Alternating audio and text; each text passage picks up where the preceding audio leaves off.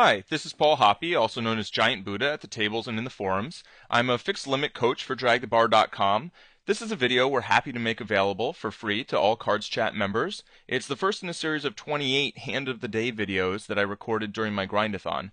So it's one hand with a little replayer action and then some more detailed combo analysis. I hope you enjoy, and feel free to ask me any questions you might have in the forum. Welcome to Hand of the Day.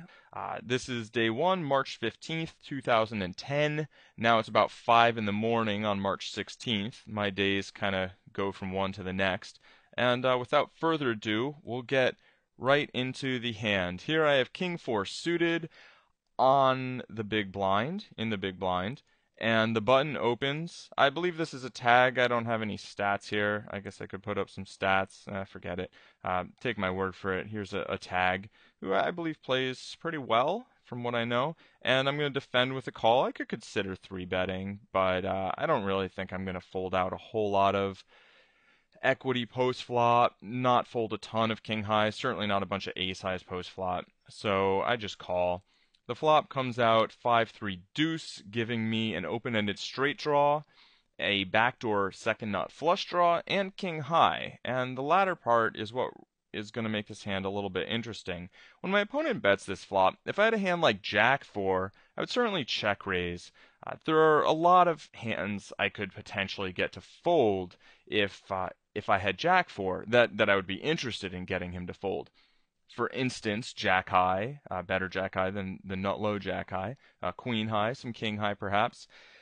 However, when I have King 4 in this spot, if I check raise this flop, my opponent's going to call me down with any pair, almost certainly.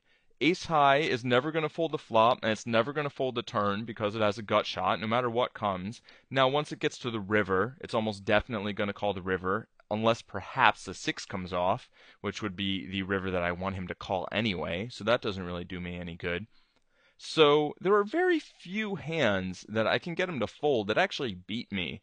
A button typically opens with about 600 to 800 combos. We can reduce that on this board to maybe 550 to 750, maybe a little less, a little more than that rather. The card removal effect is not so heavy with all these little blanks on board. So the hands that I'm targeting are King 6, King 7, King 8, King 9, King 10, and King Jack. And actually scratch that King 6 because he's absolutely never folding that before the river with the gut shot. So that's a 7, 8, 9, 10, or a Jack with a King. Since I have one of the Kings, that's only 12 combos each.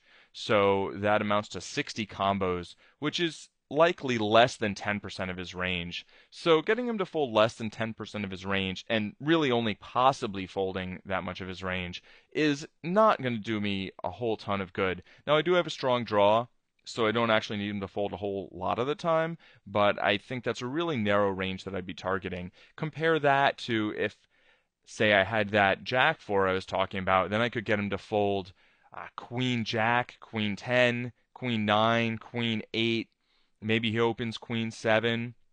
That's another, not even 60 combos actually. If I have the Jack, that's 16 times 5. That's 80 combos there. And the Kings also that I mentioned were another 80 combos. Throw in Jack 10, Jack 9, Jack 8, Jack 7. That's another 64 combos. Now we're looking at something like 244 combos, it sounds like off the top of my head. That's a hell of a lot of hands. That's I'm sorry, 224. That was bothering me. Sorry about that. I'm a little bit neurotic sometimes. Anyway, so these videos are going to have hopefully as much entertainment value as instructional value. But the point stands. If I have a Jack 4, I can get him to fold a lot of hands that beat me. If I have a King 4, I can't. So what I'm going to do is I'm just going to check call and try to get to a showdown some of the time.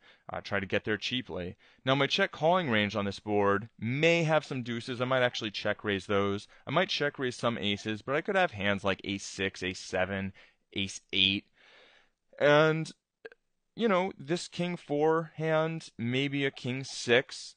and some other kings that are peeling, maybe some other hands that are peeling, but my check raising range is going to have some air. I'd expect him to expect me to be check raising a lot of air, along with all of my pairs here, and of course the straight draws that don't have any showdown value. Now, the turn is a Jack of Spades, which is a good card for me. It gives me the second nut flush draw to go with my open-ended straight draw, so if I were to semi-bluff here, I would really not need him to fold very much at all. However, this Jack actually hits a number of those king, well, all the King-Jack combinations. So now out of those, what I said there were 60 combos, now we've only got 48 combos that we can bluff him off of.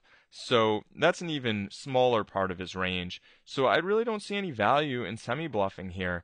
I mean, there's a little bit of value, but I don't think it's worth more than just trying to get to a showdown, especially since I expect that I can call this turn bet and not have to face a river bet against his bluffing hands, since he's not going to expect me to call this turn and fold the river a whole lot of the time, I don't believe, since my range looks so much like I have an ace-x hand that's just trying to get to a cheap showdown.